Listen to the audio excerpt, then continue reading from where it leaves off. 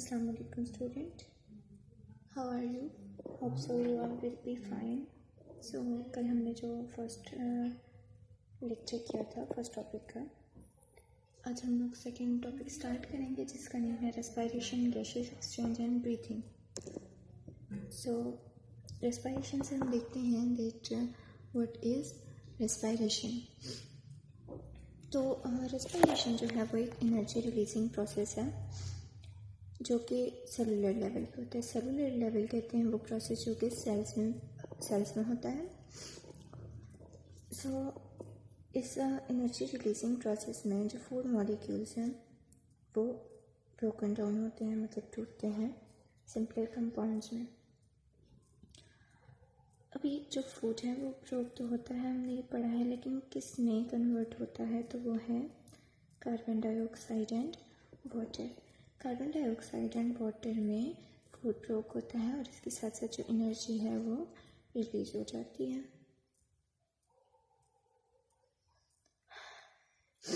अभी रेस्पायरेशन की हम लोग टाइप्स देखते हैं. तो रेस्पायरेशन की हमारे पास 2 टाइप्स हैं, जो कि एक है aerobic respiration and second is anaerobic respiration. जो एरोबिक रेस्पायरेशन है उसमें ऑक्सीजन नीडेड होती है, वाइल इन एनाएरोबिक रेस्पायरेशन जो ऑक्सीजन है उसकी कोई नीड नहीं होती हमें. बाय द वे यहाँ पे हम लोग एनाएरोबिक रेस्पायरेशन को डिस्क्राइब नहीं करेंगे. हमारे टॉपिक में है एरोबिक रेस्पायरेशन. एरोबिक रेस्पायरेशन हमारे पास वो रेस्पायरेशंस होती हैं जिसमें ऑक्सीजन नीडेड होती है. हमने बात की थी कि हमारे पास कार्बन डाइऑक्साइड फॉर्म होता है, लेकिन जो ये रेस्पायरेशन होती है ये होती है एरोबिक रेस्पायरेशन. दैट मीन्स कि ऑक्सीजन नीडेड है. होता कुछ ऐसे हैं कि जो हमारे पास फूड प्रोडक्ट्स होते हैं, फूड्स होते हैं, मॉलिक्यूल्स, वो ऑक्सीडाइज होते हैं एनारोबिक रेस्पायरेशन में, जिसके लिए क्योंकि वो ऑक्सीडाइज होते हैं इसलिए हमें ऑक्सीजन नीडेड होती है. ठीक है. इस रेस्पायरेशन के बाद, एनारोबिक रेस्पायरेशन के बाद जो हमारे बाय प्रोडक्ट्स होते हैं वो होते हैं carbon dioxide, water and some energy released. Next जो है हमारे पास वो है गैसियस एक्सचेंज. गैसियस एक्सचेंज का मतलब जब हमने चैप्टर स्टार्ट किया था तब भी मैंने आपको बताया था, जो कि मैं अगेन बताती हूँ. मतलब एक्सचेंज है चेंज कैसे हो रही है. और गैसेस जो है वो कैसे चेंज हो रही हैं बॉडी में, लिविंग ऑर्गेनिजम्स की बॉडीज़ में और इन्वायरमेंट में. ठीक है. मतलब कि गैसियस एक्सचेंज मीन्स ये चेंजेस ऑफ गैसेस. गैसेस कौन सी हैं हमारे पास? ऑक्सीजन एंड कार्बन डाइऑक्साइड है, जो कि बॉडी और इन्वायरमेंट में एक्सचेंज होती हैं. जो भी काम होता है उसके पीछे हमें हमारे साइंटिस्ट बताते हैं कि कोई ना कोई प्रोसेस ज़रूर होता है. तो जो हमारे पास गैसियस एक्सचेंज है इसमें जो हमारे पास प्रोसेस वर्क कर रहा है वो है डिफ्यूजन. ठीक है. डिफ्यूजन वो प्रोसेस है, एक ऐसा प्रोसेस है जिसमें मूवमेंट होती है किसकी? मॉलिक्यूल्स की. मॉलिक्यूल्स मूव करते हैं हाई कंसंट्रेशन वाले एरिया से, हाई कंसंट्रेशन वाले रीजन से लो कंसंट्रेशन रीजन में. ठीक है. जो हाई कंसंट्रेशन रीजन से लो कंसंट्रेशन रीजन में मूव करता है उसको हम लोग कहते हैं डिफ्यूजन.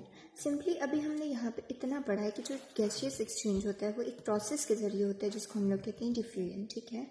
अभी हम आगे देखेंगे कि जो हमारे पास टॉपिक है ब्रीथिंग, उसमें हम देखेंगे कि जो हमने पढ़ा है कि डिफ्यूजन के प्रोसेस से तो होता है, लेकिन ये कैसे होता है. ठीक है. तो चलते हैं हम नेक्स्ट टॉपिक ब्रीथिंग की तरफ.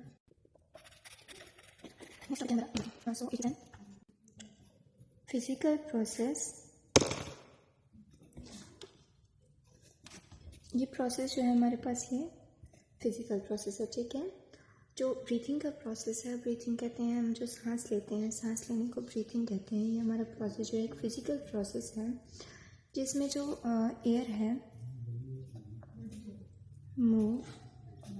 मूव्स इन और आउट ऑफ बॉडी. ठीक है. जो हमारी एयर होती है वो मूव करती है हमारी बॉडी के अंदर और बाहर. ठीक है. अभी हमने बोला कि एयर मूव करती है. एयर में बहुत सारी गैसेस प्रेजेंट होती हैं, तो क्या सारी गैसेस हमारी बॉडी के अंदर मूव करती हैं? नहीं, जस्ट ऑक्सीजन हमारी बॉडी के अंदर मूव करती है और जो कार्बन डाइऑक्साइड होती है वो हमारी बॉडी से आउट हो जाती है। ओके, ऑक्सीजन हमारी बॉडी के अंदर मूव करती है और जो कार्बन डाइऑक्साइड है वो बॉडी से आउट मूव कर जाती है। ठीक है, तो अब हर प्रोसेस के लिए ह्यूमन बॉडीज़ में, एनिमल बॉडीज़ में, प्लांट्स बॉडीज़ में ऑर्गन्स प्रेजेंट हैं। सो ब्रीथिंग भी एक प्रोसेस है और मस्ट है कि ब्रीथिंग के लिए भी कोई ना कोई ऑर्गन तो प्रेजेंट होगा ही। सो जो हायर एनिमल्स होते हैं, हायर एनिमल्स मीन्स कि ह्यूमंस भी इन्हीं में आते हैं। ठीक है, जो ह्यूमंस होते हैं उनके पास जो ऑर्गन होता है ब्रीथिंग के लिए वो है लंग्स। लंग्स जो है हमारे पास ऑर्गन है ब्रीथिंग के लिए। अभी हमने गैसेस एक्सचेंज में पढ़ा कि जो गैसेस हैं वो मूव कर रही हैं बॉडी के अंदर और एनवायरनमेंट में डिफ्यूजन के ज़रिए।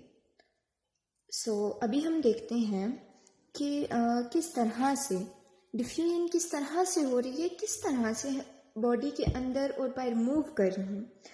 सो देखते हैं हम लोग डिफ्यूजन को। अगेन मैं आपको बता दूं, डिफ्यूजन वो प्रोसेस होता है जिसमें जो मॉलिक्यूल्स होते हैं उनकी मूवमेंट स्टार्ट होती है और वो मूव करते हैं रिच एरिया से, मतलब जहाँ पे उनकी कंसंट्रेशन ज़्यादा होती है वहाँ से वो मूव करते हैं उस एरिया की तरफ जहाँ पे उनकी कंसंट्रेशन कम होती है।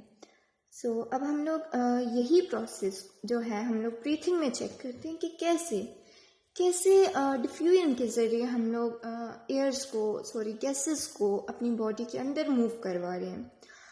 सो फ्रेश एयर है हमारे पास, फ्रेश एयर जो कि प्रेजेंट है हमारे इन्वायरमेंट में। ठीक है, फ्रेश एयर में हमारे पास जो ऑक्सीजन प्रेजेंट है उसकी कंसंट्रेशन है हाई।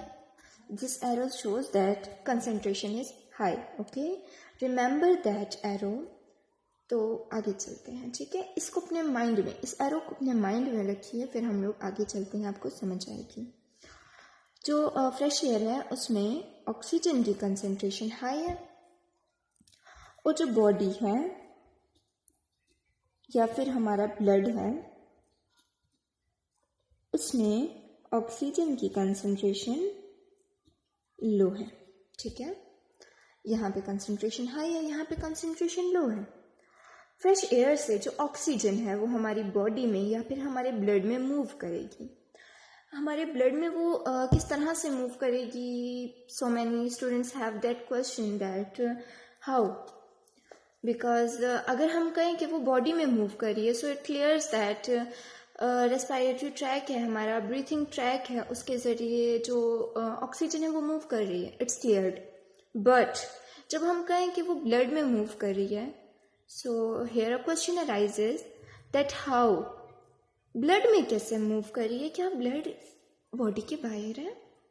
नो, ब्लड बाहर नहीं है। ये हमारा टॉपिक अभी का नहीं है। मैं आपको सिर्फ जनरल बता दूं कि जो हमारी कैपिलरीज होती हैं वो बिल्कुल स्किन के टिश्यूज़ के करीब होती हैं जहाँ से डिफ्यूजन अगर हो सकती है।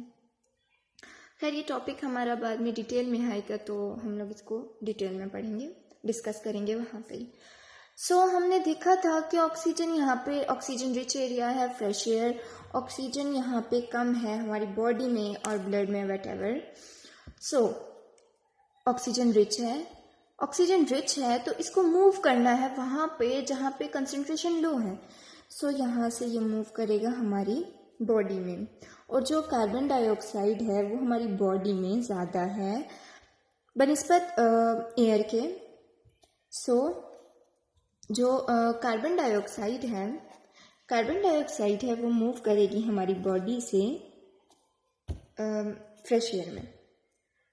ऐसे होगा कि जो हमारा ब्लड है वो कार्बन डाइऑक्साइड को लंग्स में ट्रांसफ़र करेगा। ठीक है, लंग्स में ट्रांसफ़र करेगा और लंग्स जो हैं वो कार्बन डाइऑक्साइड को एक्सपेल करेंगे बॉडी से बाहर। ठीक है,